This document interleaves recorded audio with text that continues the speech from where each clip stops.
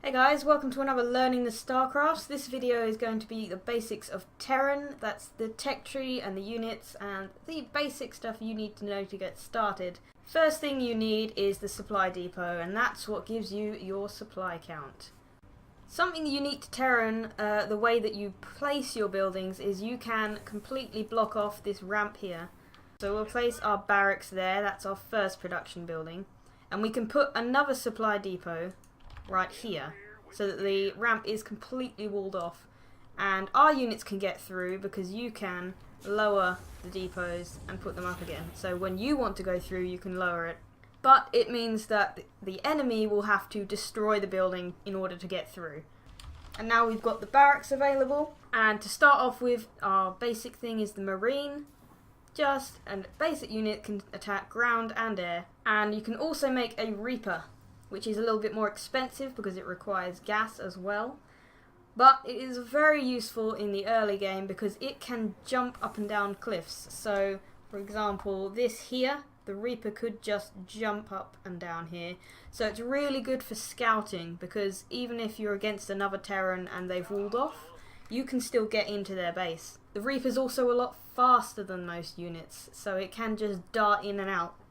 Now the thing with Terran buildings is you can have add-ons, and these are either a tech lab or a reactor. And a reactor would mean that you can build 2 marines or reapers at once, and the tech lab means that you can only build one at a time, but it unlocks these units here, the marauder and the ghost.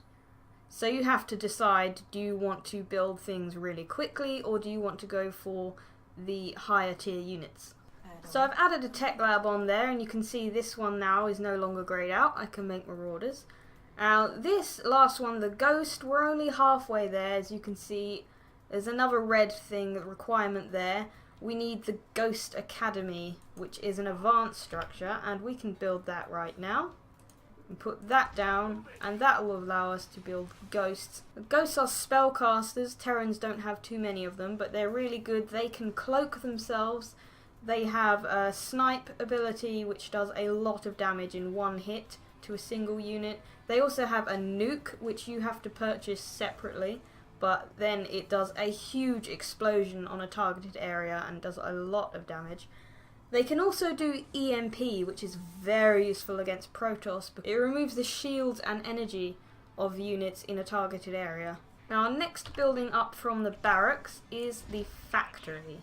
Now this is where you get all your mechanical units. There's a difference between the types of units you can get, and you'll hear them referred to as just bio and mech. So bio is anything here that has biological, and mech is mechanical, which you can get out of the factory. You can see, obviously, we have the tech lab and the reactor again on those, so we'll build the tech lab. And that will unlock the siege tank, and it will get us halfway to unlocking the Thor. To get this Hellbat here, we need to build an armory, which is your place to get upgrades for mechanical units. To upgrade your biological units, you need the engineering bay. So we will build both of those. Now that we've got our factory, we can start our starport down here. And that is where you could probably guess we get all our flying units from. And they are mechanical as well.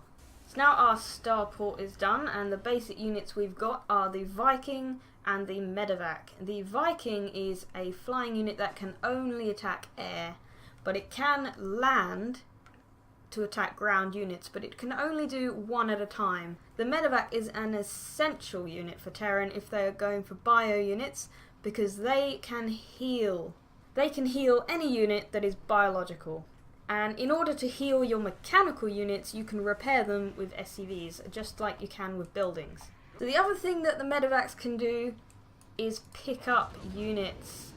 And this is why Terrans do so much dropping, because they can pick up their units and drop them anywhere they like, and they have this afterburner, which means that their speed heavily increases for a short time, so you can nip in there, drop the units, or you can use it to quickly get away. So the grayed out units for the starport, we've got the Raven, which is another spellcaster.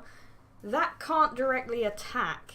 it can only attack by using its abilities, and those are, it can throw down a timed turret which can either be destroyed or it will stay there until it times out. So you can see here, that is the auto turret, and it's got this bar here, that's the timer of how long it will last.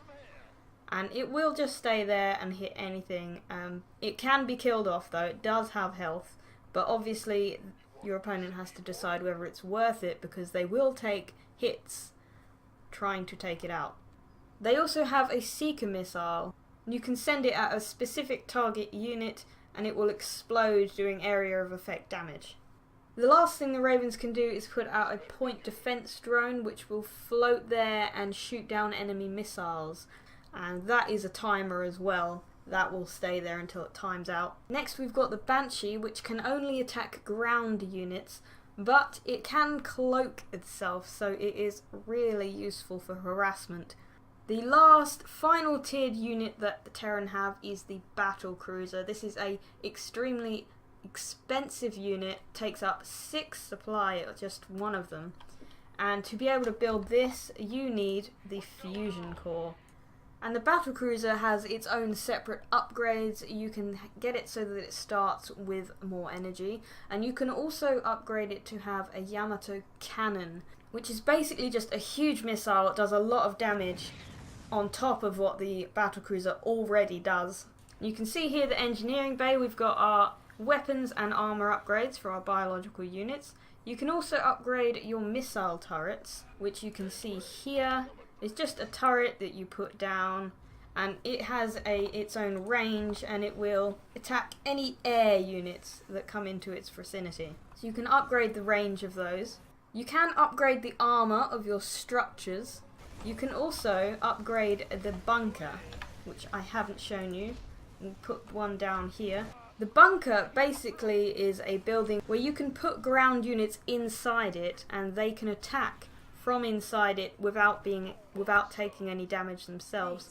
So now my bunker's built. You can see it has a little bar here with 4 slots. That means that I can fit 4 units inside that will cost 1 supply. Such as Marauders would cost 2 supplies, so you could only fit 2 in here, but you can fit 4 Marines because they only take 1 supply each. And you can upgrade that in the engineering bay so that you can fit more units inside it. And then you have the armory where you've just got your attack and armor upgrades for your mechanical units. That's the stuff from the factory and the starport. Another building similar to the missile turret is the sensor tower, which you can put down here. It doesn't take up much space at all. But what that means is it puts a very big radius on the map where you will be able to detect whether there are enemy units inside it. Now, last thing you need to know about Terran is that you can upgrade the command center, and you can turn it into one of 2 things. The first, which all you need for is a barracks, so you can do this very early in the game, is make an orbital command. And this means that your command center can do 3 things. It can throw down a scan, which reveals an area, so it's great for scouting. So I'll throw down a scan of my enemy's base. You can see, you can put it in a targeted area, and I can see absolutely everything that is happening there for a few seconds. It can throw down a mule, which is basically a more efficient SCV.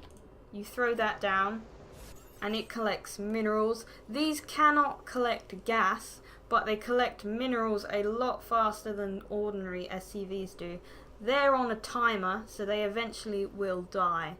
The last thing they can do is create extra supply, and you don't want to be using this unless it's absolutely an emergency, because it does waste the energy of your command center.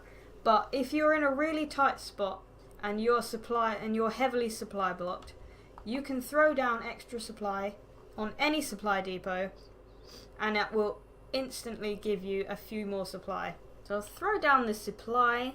You can see, you just target a supply depot, it puts a little thing on top of it, and your supply goes up. The other thing that you turn your command center into is a Planetary Fortress. Now for this you need an engineering bay, and it does cost more than the orbital command because you need gas for it as well. But what this does is make your command center much more robust. And it also gives it a cannon, so it can attack any ground units in its range. You can see the Planetary Fortress cannon working there. Something that is unique to Terran is most of their buildings are able to lift off and fly. Not all of them, but quite a lot of them. For example, the command center. It can take off. Now this obviously means that it can't be used as a base. You see the SCVs have automatically started going to this one instead.